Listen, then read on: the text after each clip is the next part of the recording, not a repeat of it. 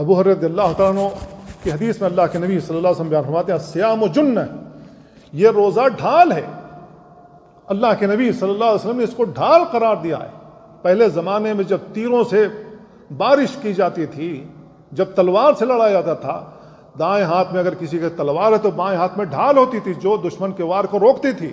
اللہ کے نبی صلی اللہ علیہ وسلم نے اس روزے کو کہا کہ یہ ڈھال ہے، یہ ڈھال ہے۔ کن چیزوں سے ڈھال ہے؟ شیطانی وسوسوں سے ڈھال ہے، برائیوں کے خلاف ڈھال ہے۔ شیطانی وسوسہ اگر دل میں آئے برائی کرنے کا تو یہی روزہ آپ کو یاد دہانی کراتا ہے آپ روزے کی حالت میں ہیں، آدمی رک جاتا ہے۔ بہت ساری برائیوں سے آدمی صرف روزے کی وجہ سے بچ جاتا ہے۔